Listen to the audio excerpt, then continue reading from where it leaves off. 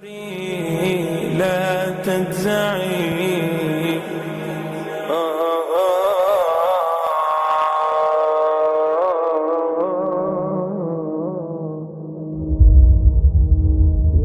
How many different types of zina do we expose ourselves to on a daily basis?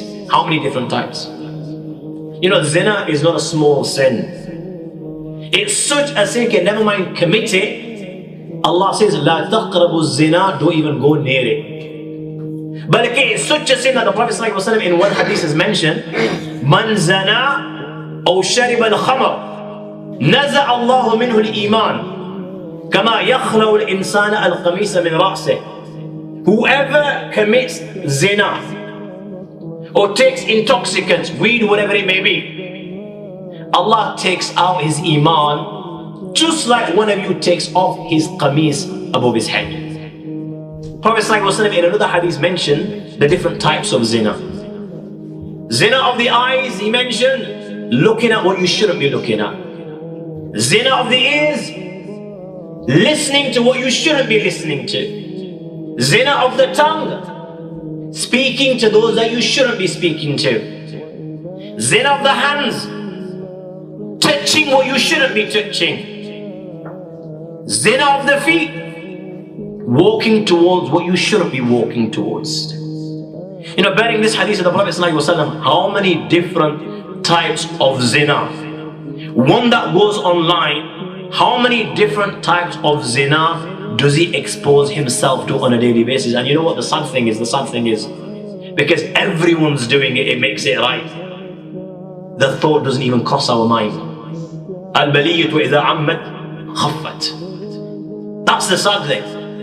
The thought doesn't even cross our mind that what we're doing is wrong.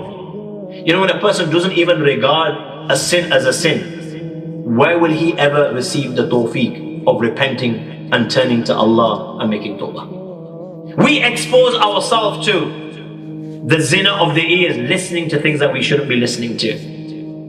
We expose ourselves to the zina of a tongue, speaking to those that we shouldn't speaking to. How many times a day we're committing this sin? وَالْقَلْبُ تَتَمَنَّى وَتَشْتَهِي, the heart desires. The zina of the eyes, looking at what you shouldn't be looking at. What am I referring to? People's profiles, obscene pictures. I'm referring to watching filth. And you know this last one, you know what I'm referring to, don't you guys? Watching filth. Yeah. You know this last one, who's not I? Illa man asima rabbuk, illa man sha'Allah, those Allah's protected.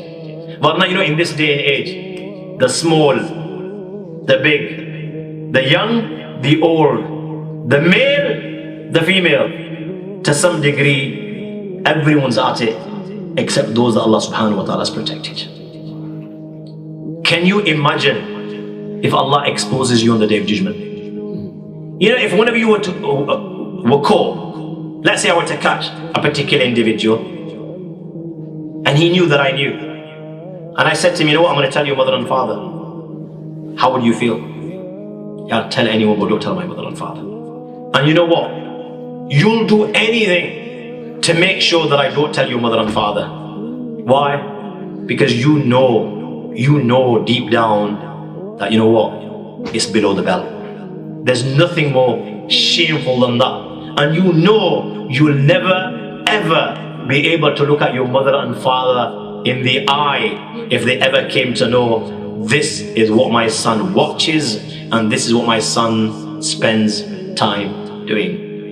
My young friend, if this is how you feel in the dunya and you fear this humiliation and shame, if your mother and father were to know about it, then what will you do on the day of judgment? How will you face your Allah?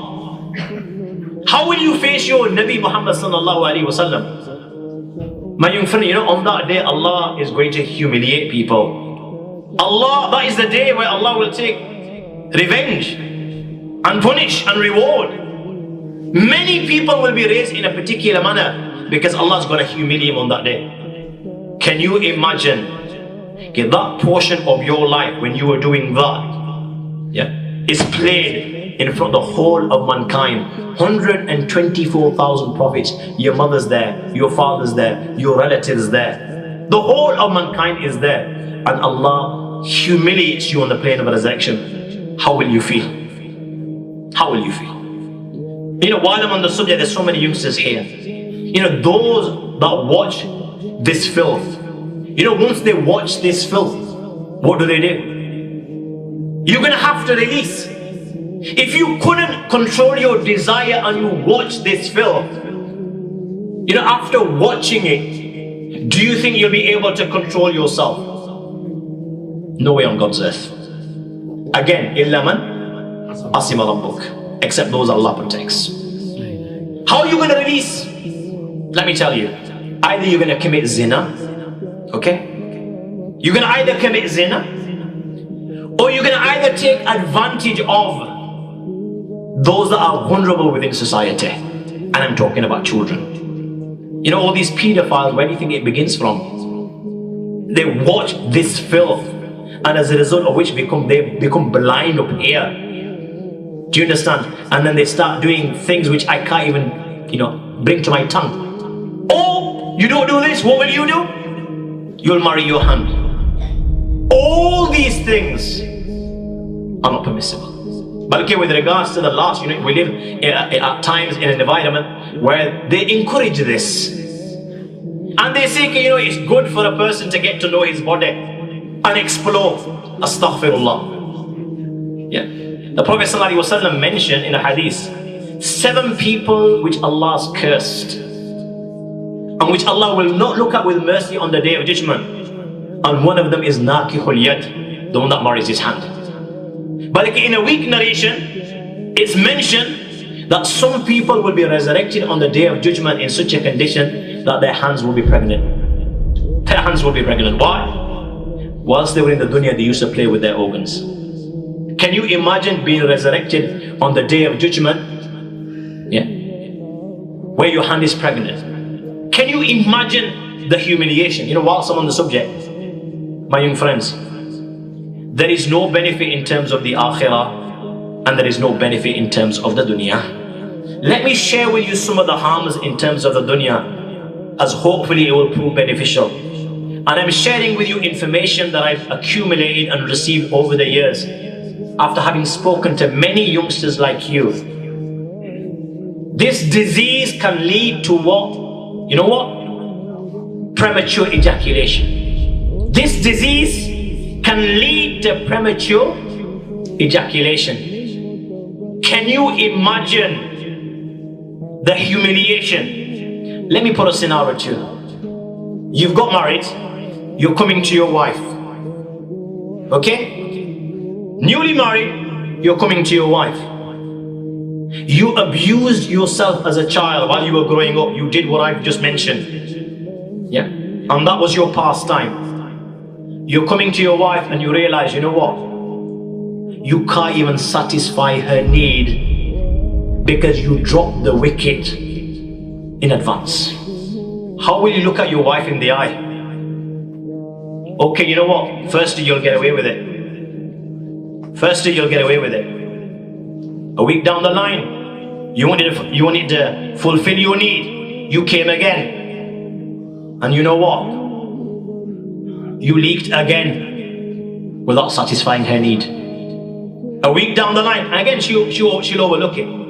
You know what? She'll overlook it once, she'll overlook it twice, she'll overlook it 3 times. At the end of the day, she's a human being. She's a human being, and she also has needs.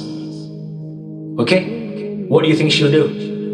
Wait for you for wait for you for another 5 years till you get it right, and you've sorted out the problem. No, my young friend.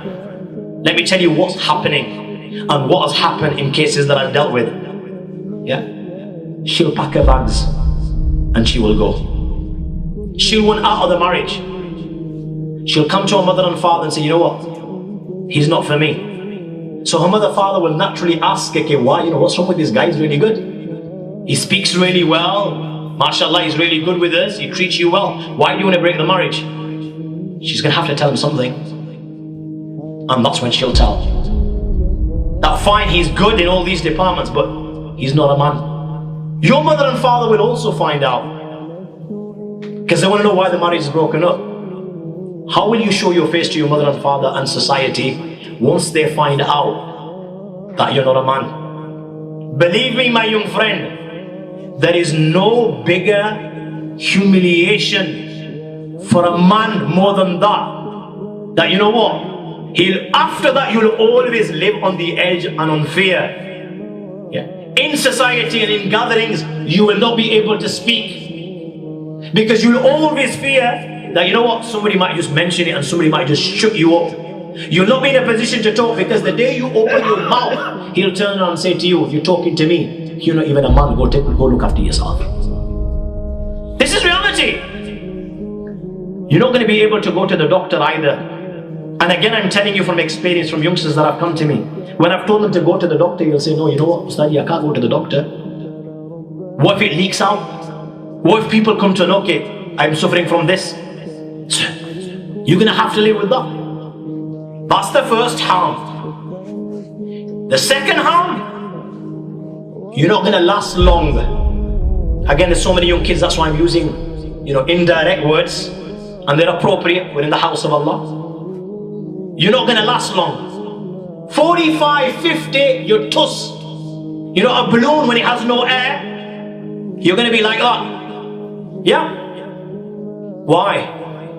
Because you abused yourself as you were growing up. You abused the blessing that Allah gave you. Anything, if you abuse it and you don't use it in the manner that it should be used, what happens? That thing doesn't last long. You've got a beautiful car. It takes diesel. You put petrol in it. What's going to happen? It ain't going to work. It ain't going to last long. You've got a blender. The instructions tell you don't crush ice. You've started crushing ice. How long is that blender going to work?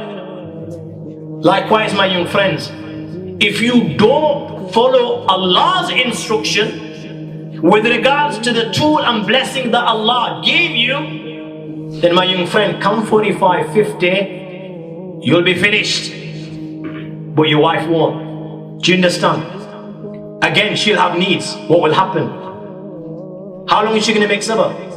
You know, only a few weeks ago, a 60-year-old woman came to me complaining about the same thing. Her husband's got diabetes, bichara, not through this, diabetes and Zahir about it. He's weak in that department, he's very weak. But she can't make sabr. To such an extent that she said to her husband, find me another man and then divorce me. Find me another man and then divorce me. Come, do that much good with me. So what will happen? She's going to pack her bags. And then when she packs her bags, she's going to tell the world, the reason I pack my bags, because he ain't got the bottle anymore.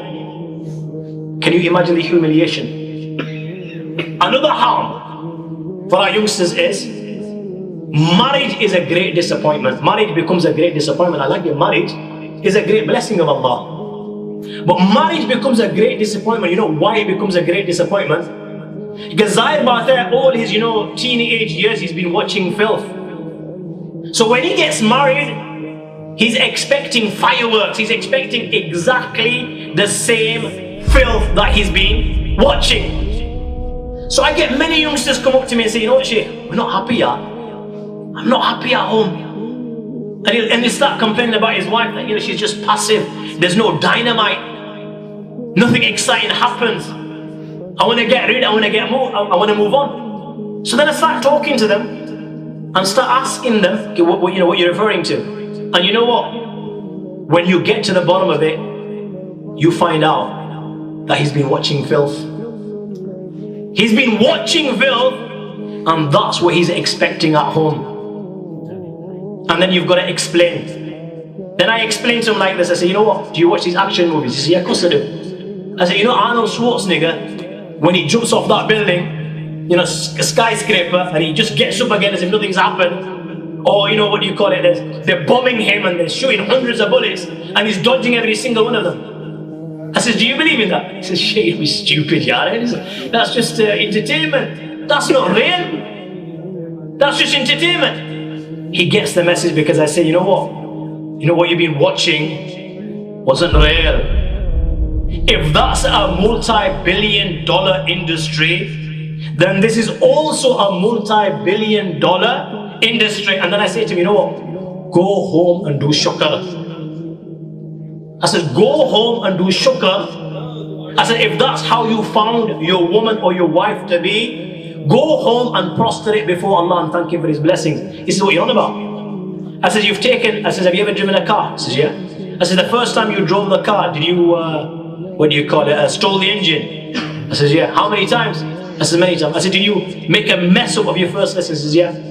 I said, afterwards, did it get better? He says, yeah. I said, you know what? Thank Allah for this blessing that Allah has given you. Yeah. Because I assure you, if there was dynamite at home, this wife of yours has been taking lessons from elsewhere. And then he gets it. And the biggest harm of this is, it rips you of your modesty. It takes away your haya. You have nothing left. I mean, I'll give you an example on this note. I'm going to conclude 7:39. And you see this. You'll see a muhajjaba, a woman wearing scarf. Yeah, beautifully dressed. Only her face is exposed, and she'll take a picture and she'll put it on her Facebook page. Somebody will comment, oh, you look so beautiful. How beautiful you would look if your hair were exposed. Yeah, egging her on. Yeah, what she'll do next time around, she'll take off her scarf and she'll show her beautiful hair. Time passes by. Now she's taken off her jubba, her abaya, and she'll put on her pic. She's getting more and more likes and encouragement. What she'll start doing now is, her dresses will become shorter and tighter. Time passes by. She'll not exposing her arms. There'll be no sleeves on her dresses. Time passes by. It's gone to a t-shirt. Time passes by. Again, my young friends, this is not an exaggeration. From fully covered head to toe, only face exposed, it gets to a stage where they're sexting. It's all come off.